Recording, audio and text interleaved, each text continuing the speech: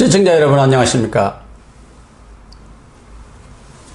5월 18일 고영신의 시사논평 시작하겠습니다. 시청자 여러분, 정의기억연대 이사장을 지낸 윤미향 비례대표 당선자의 안성 위안부 할머니 쉼터 매임 매각 과정을 보면 좌파운동권, 시민운동권 출신 인사들이 벌인 모럴 해저대의 극치를 보는 것 같습니다. 쉼터를 고가에 매입해서 헐값에 파는 과정에서 이른바 커미션이 오간 것 아닌가 하는 의구심마저 듭니다.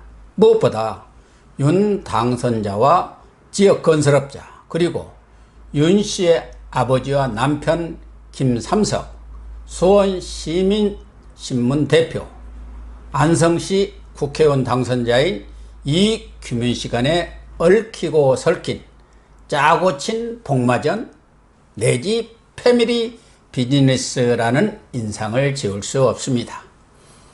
이런 윤미향 씨를 감싸고 돌면서 정당한 의문 제기조차 친일 반인권 반평화 세력의 공격과 저항으로 매도한 더불어민주당과 일부 친여 인사들 또한 변명의 여지가 없는 외통수에 빠졌다고 생각합니다.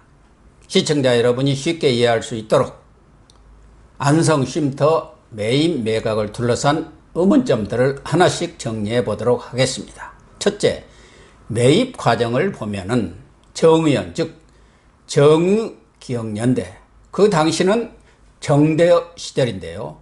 경기도 안성시 금광면 상중리에 있는 대지 242평, 영건평 59평 2층 주택을 위안부 할머니들의 쉼터용으로 2014년 9월 7억 5천만 원에 매입해서 1억 원을 들여서 인테리어를 한 뒤 평화와 치유가 만나는 집이라는 이름을 붙여서 그해 11월에 성대한 개소식을 가졌습니다.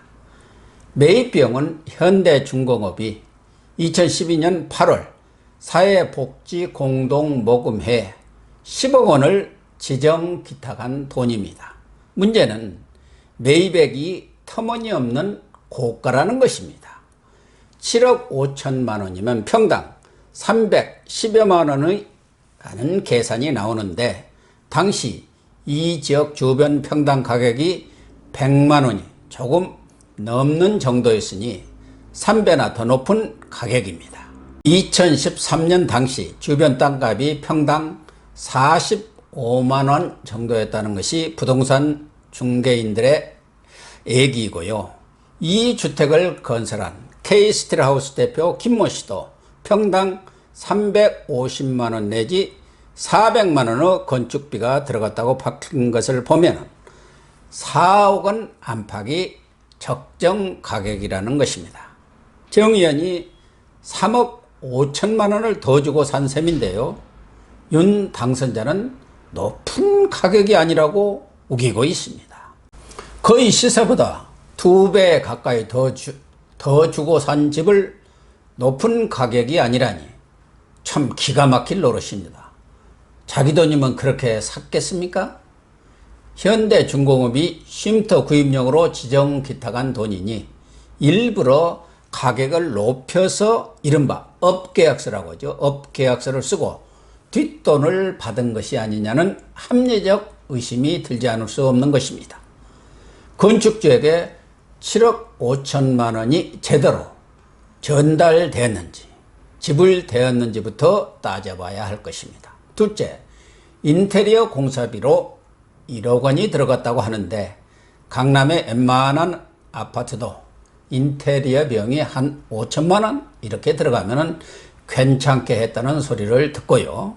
1억 원이면 호화 인테리어에 속합니다. 안성에서 1억 원짜리 인테리어라니 과연 그 돈이 다 들어갔을까요?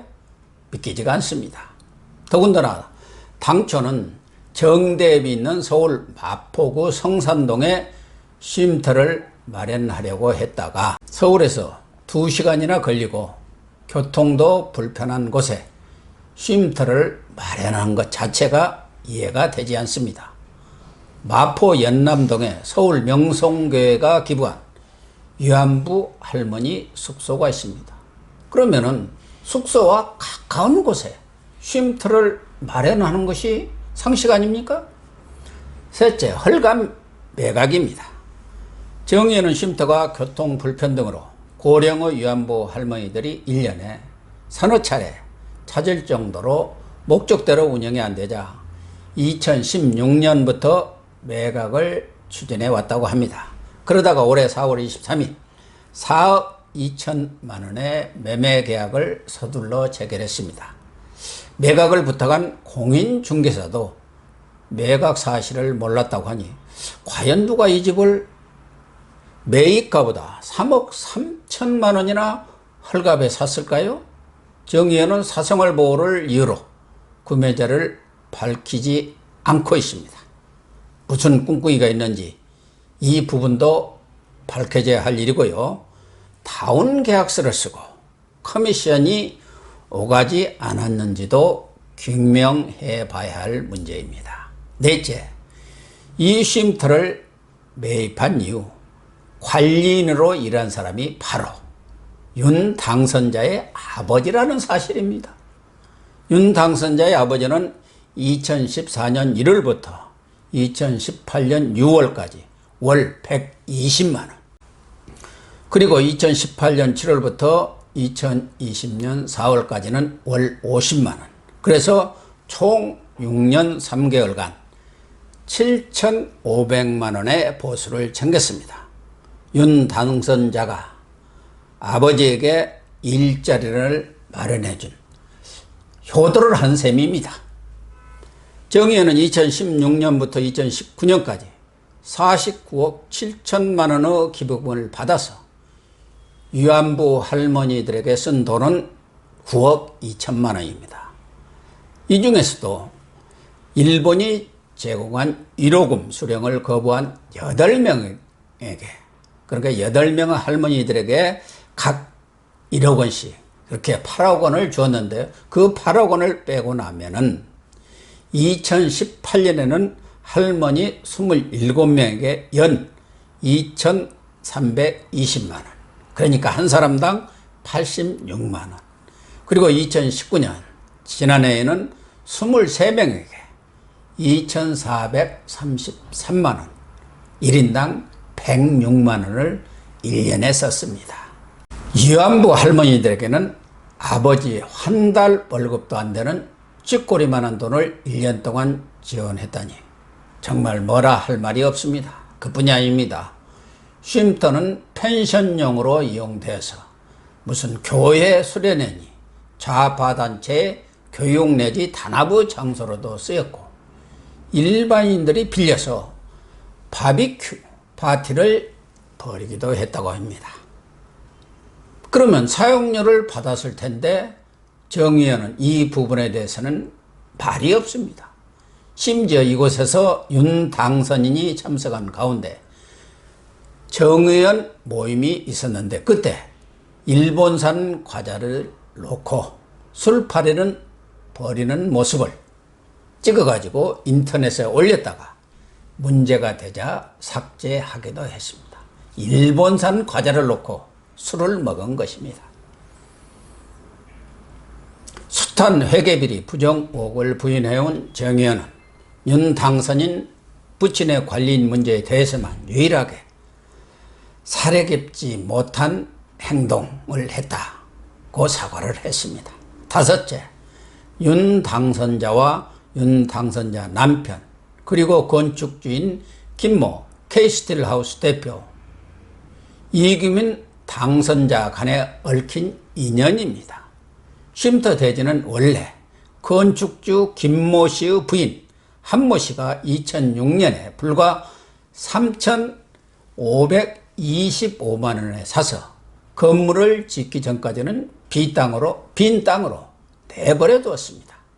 윤 당선자 남편 김삼석 수원 시민신문 대표와 전 안성신문 대표였던 이규민 당선인은 같은 NL 즉 민족해방계열이라고 이렇게 부르죠.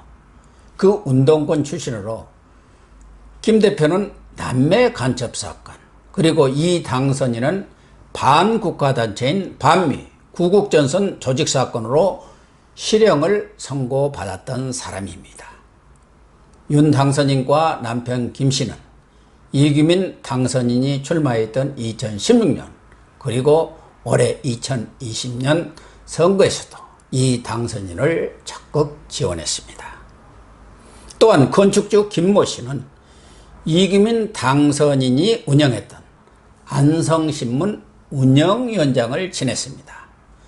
김모 씨가 지은 스틸하우스를 윤 당선인에게 위안부 할머니 쉼터로 소개해 준 사람이 바로 이 이규민 당선자입니다. 서로 뗄래야 뗄 수 없는 관계이죠. 2012년 8월 현대중공업이 10억 원을 기부하기로 결정한 직후인 연말경 건축주 김 씨가 놀고 있는 땅에 집을 지은 것을 보면 서로 짜고 친 기획부동산 사업이란 심증을 갖지 않을 수 없습니다. 윤 당선인 아버지는 쉼터 관리인, 남편 김 씨는 정대역과 정의연 소식지 편집과 디자인 수주를 도맡아서 진행하기도 했으니 이럴 경우 패밀리 비즈니스라고 해야 하지 않을까요? 여기에 곽상도 미래통합당 의원은 윤 당선인이 2012년 2억 2,600만 원에 달하는 수원 25.54평 A아파트를 2억 2,600만 원에 법원 경매로 낙찰받았다고 폭로했습니다. 현재 시세는 4억 원 가량으로 부동산 재테크를 잘 한 것까지는 좋은데요. 이 아파트를 현금을 주고 샀다는 것입니다. 그러면 위안부 할머니를 위한 시민운동을 했던 사람이 무슨 돈으로 2억 원이 넘는 아파트를 현금으로 구입했는지 자금 출처를 밝히라고 곽 의원은 주장하고 있습니다. 시민운동 했던 사람들이 현금을 2억 원을 바로 동원해서 아파트를 전액 현금으로 샀다. 이해가 가십니까? 시청자 여러분, 지난 2004년 신미선 위안부 할머니는 정대비 위안부 할머니들을 역사의 무대에 앵벌이로 내세워서 패를 불려온 악당이라면서 위안부를 2번 울리는 정대협은 문을 닫아야 한다고 절규했습니다. 지난 7일 기자회견을 통해서 정의연 문제를 제기한 이용수 할머니의 주장과 같습니다. 회계부정국과 안성 쉼터 소식에 생존해 계신 위안부 할머니들은 우리들의 핏값으로 호의호식하고 국회의원까지 되었다니 분통이 터지고 치가 떨린다고 말하고 있습니다. 문재인 대통령은 오늘 5.18 민주화운동 40주년을 맞아서 5.18 광주 학살의 진실을 끝까지 밝히겠다고 다짐했습니다. 군부 독재 한거에서 민주화를 외치다 숨져간 수많은 억울한 죽음의 진상을 낱낱이 밝히고 유가족과 영령들의 피 맺힌 한을 풀어야 합니다. 다시는 이런 역사적 불행이 일어나지 못하도록 단죄를 해야 하는 것은 너무나 당연한 일입니다. 그것이 후손들이 해야 할 일이죠. 그렇다면 위안부 할머니들의 피 맺힌 절규는 어떻게 해야 합니까? 진영 논리와 조국팔이로 덮고 넘어갈 일은 아니라고 생각합니다. 진실을 밝히는 일에는 성역이 있을 수 없습니다. 위안부를 위한다는 시민단체가 성역이 되고 권력이 되고 적폐가 되어버린 현실 그대로 둘 수는 없습니다. 진실규명에 민주당이 앞장서야 합니다.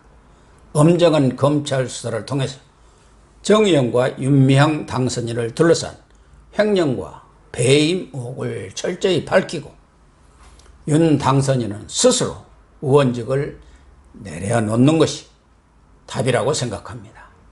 시청해 주셔서 감사합니다.